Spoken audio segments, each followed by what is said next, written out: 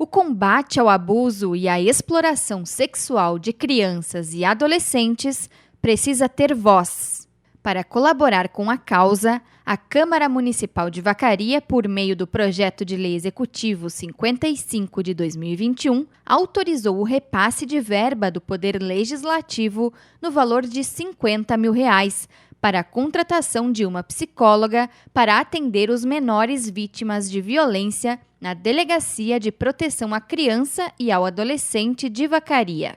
A DPCA é o órgão que apura os crimes praticados contra crianças e adolescentes, incluindo todas as formas de violência sexual. Conforme o delegado Carlos Alberto De Faveri, existe uma demanda urgente para que essas vítimas sejam ouvidas e assistidas com mais rapidez e sensibilidade.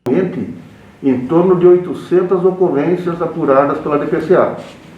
Essas 800 ocorrências, praticamente a metade delas são atos infracionais, praticados por adolescentes. E a outra metade são questões realmente de violência contra as crianças e adolescentes, né? A maioria delas. Né?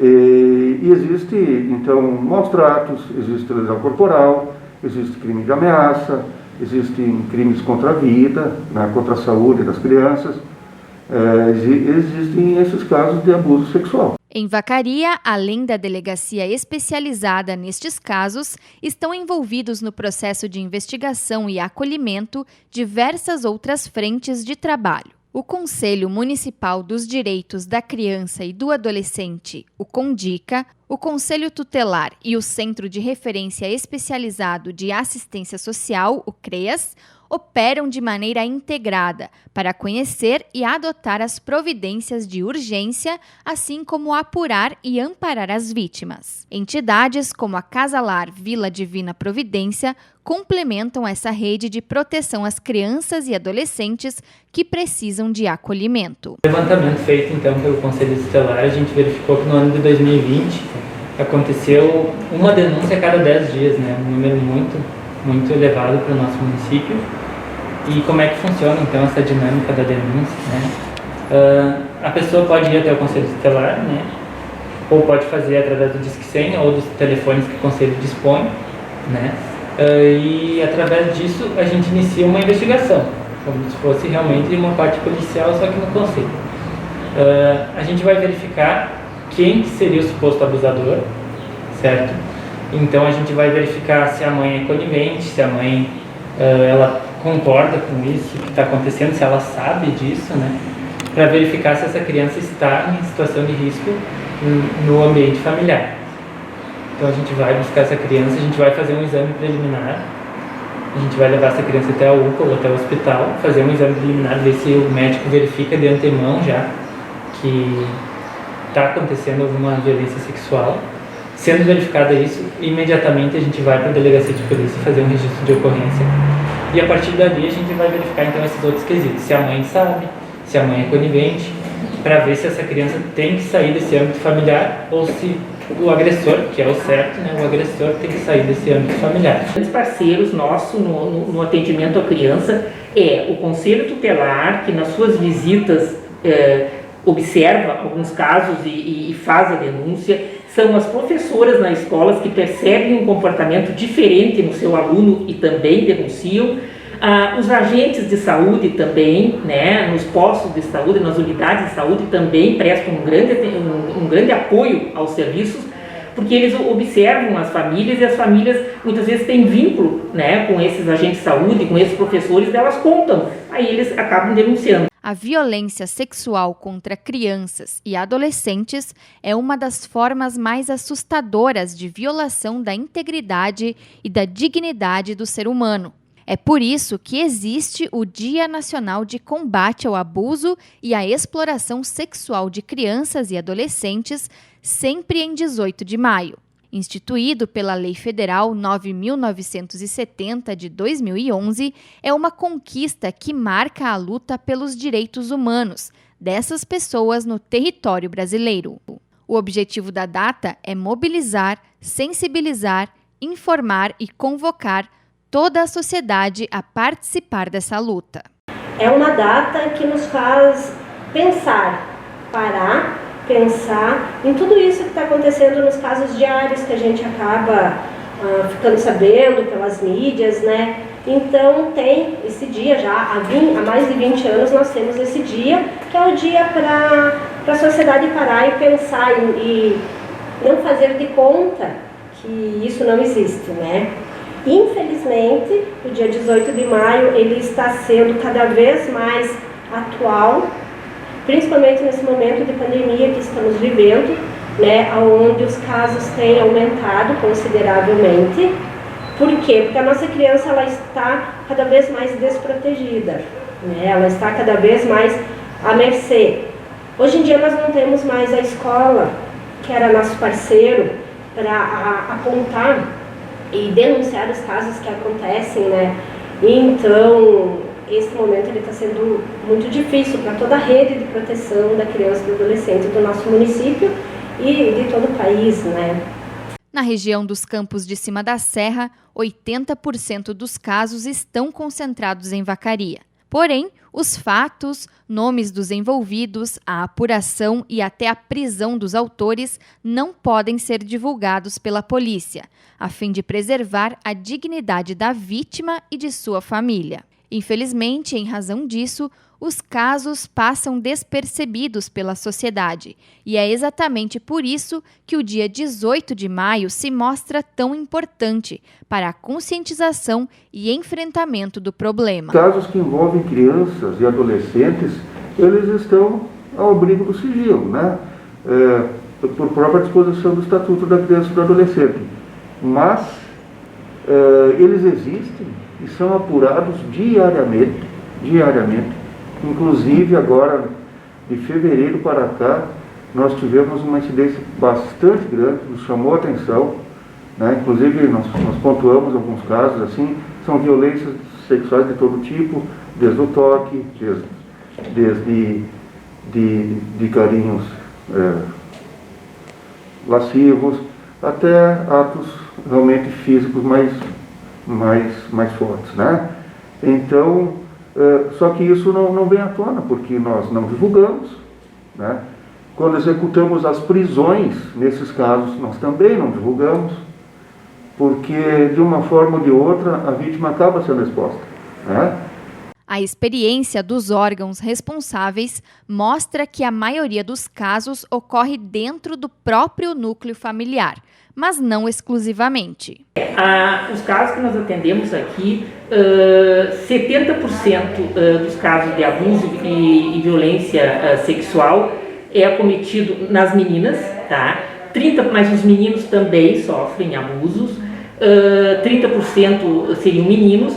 A faixa etária que mais aparece o abuso, quer dizer, aonde eles têm a coragem de denunciar e mesmo talvez o próprio conhecimento, que eles se dão conta do que aconteceu com eles, talvez numa idade um pouquinho inferior, que o abuso muitas vezes acontece já com uns 4 anos, 5 anos, né? Só que quando eles entram na escola com 7 anos, eles começam a conviver com outras crianças, começam a conversar com as professoras e ter um pouquinho mais de conhecimento, daí eles se fragam assim, mas aquilo que o meu pai fazia comigo não era carinho, né? Aquilo que o meu pai fazia comigo era abuso, então por isso que eu não gostava, que eu não me sentia bem, ele estava me abusando. Aí vem o sofrimento da criança. Então, muitas vezes, a denúncia vem com essa faixa etária. A criança começa a demonstrar um comportamento mais agressivo com os familiares, se ela era muito quietinha, ela se torna muito agitada. Se ela era uma criança mais agitada, muitas vezes ela vai se tornar mais deprimida. A mudança do comportamento, muitas vezes, faz com que nós adultos, os adultos que convivem com a criança, percebam que ela sofreu, então, algum tipo de abuso e violência, porque ela muda o comportamento.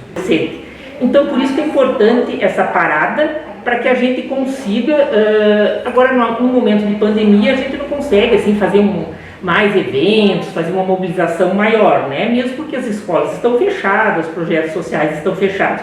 Mas a gente consegue, através de cartazes, de divulgação das mídias, fazer com que as pessoas tomem consciência que a nossa criança e nosso adolescente precisa ser mais bem protegido. A ameaça de fazer mal contra os familiares é algo quase sempre presente, e isso faz com que o abusador consiga o silêncio da vítima por muito tempo. Outras vezes, para coagir ou em forma de arrependimento, o abusador presenteia a vítima. Em muitos casos, a palavra da vítima é desacreditada pela própria mãe ou pelo próprio pai, precisando que a denúncia venha à tona por outros familiares, pelo conselho tutelar ou pela escola. Então é um caso muito complicado, porque é a palavra da criança contra a palavra do agressor. E então assim fica um processo mais complicado, mas que a gente sempre vai verificar a parte do prol da criança. Sendo a mãe conivente, né, como eu falei antes, então a gente vai procurar a família ampliada, tios, avós que têm interesses em ficar na guarda dessa criança. E também, se não tiver ninguém que tenha interesse, a criança vai ser provisoriamente acolhida na casa lar. Existe um passo muito importante nesse processo de acolhimento das vítimas de abuso e exploração sexual de crianças e adolescentes, que precisa acontecer quando não há nenhum outro vínculo familiar seguro para elas. Nesses casos, a Casa Lar Vila Divina Providência é o local destinado para que essas pessoas sigam suas vidas, tendo a oportunidade de recomeçar, dessa vez, uma vida digna. A última instância, né, de serviço da rede. Nós fazemos então o acolhimento dessas crianças ou adolescentes que sofreram, infelizmente, esse abuso sexual. O que acontece na Casa Lar? Nós recebemos a criança e ficamos responsáveis por todo o cuidado, pelo cuidado integral dessa criança ou adolescente, enquanto ele estiver conosco, né, sob a nossa guarda na Casa Lar. Então, qual que é o nosso papel aqui? Estamos todos preparados para acolher da melhor maneira possível essa criança ou adolescente. Evitamos a questão de perguntas, né? Então, assim, nos primeiros dias a criança acaba tendo a criar o vínculo, né? A sensação de confiança, né? Tem todo o acompanhamento dos cuidadores nas casas. Temos uma equipe técnica formada por uma assistente social e uma psicóloga que também dão todo o apoio e atenção, né, a esses casos. E a gente tenta deixar essa criança ou adolescente se sentindo mais à vontade possível, né? Procuramos dar o atendimento de qualidade para todos. E nós estamos conseguindo pelo menos manter este vínculo familiar, porque já é tão complicado, né, ser afastado da família e daí dos irmãos. Então aqui eles ficam juntos, né, e compartilham desse dia a dia, né, dessa rotina. Então nós, enquanto Casa Lar, aguardamos a decisão judicial, né, e sem dúvida as crianças sentem essa necessidade, né, de um retorno familiar, se possível, ou por uma família extensa, né, um tio, tia, avô, vó. E se em última instância não tiver, né, então essa possibilidade desse retorno, sem dúvida a questão de uma família substituta.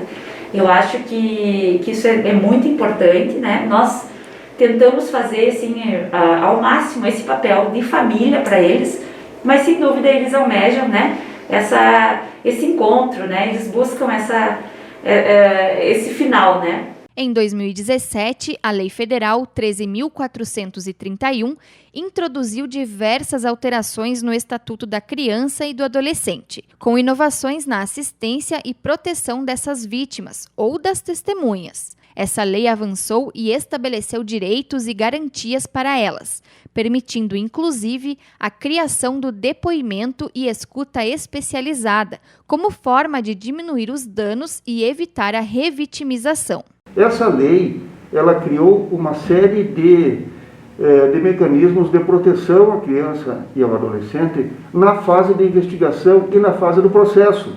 Para quê? Para evitar a revitimização, para evitar a exposição desnecessária das crianças e adolescentes, para proteger institucionalmente, né, as crianças e adolescentes vítimas de violência, certo?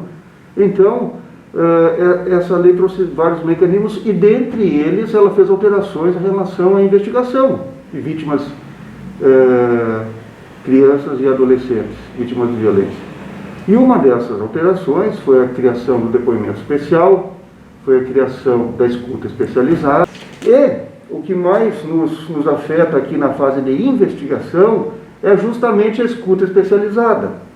O que é a escuta especializada? Diferentemente do que acontecia antes, que eram tratados como testemunhas, como vítimas, sentavam numa cadeira, né, prestavam declarações, eram digitados, né? A partir de então, o que acontece? É feita uma entrevista bem informal com a criança, especialmente o adolescente, vítima de violência, e nessa entrevista são buscados, então, os detalhes e realmente o conhecimento do que aconteceu, certo? Então, uma coisa bem mais informal, onde a criança ou o adolescente relata, aí que está ao escrivão, que deve estar acompanhado de um profissional capacitado também nesse trato, certo? E aí depois a criança é liberada, né?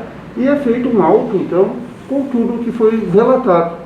Graças à destinação de orçamento da Câmara Municipal de Vacaria e concordância do Poder Executivo, será disponibilizado esse profissional da área da psicologia para acompanhar as escutas especializadas citadas pelo delegado. Com a aprovação da destinação da verba, será apresentado um plano de trabalho via Concepro para que os profissionais interessados se candidatem à vaga, que a princípio deverá cumprir 10 horas semanais de trabalho para atender a demanda. O fato é que família, escola, sociedade civil, governos, instituições de atendimento e a mídia, todos precisam assumir seu papel no enfrentamento à violência sexual. Denuncie pelo Disque 100 ou em Vacaria diretamente à Polícia Civil, ao CREAS e ao Conselho Tutelar. Dê voz a quem não tem.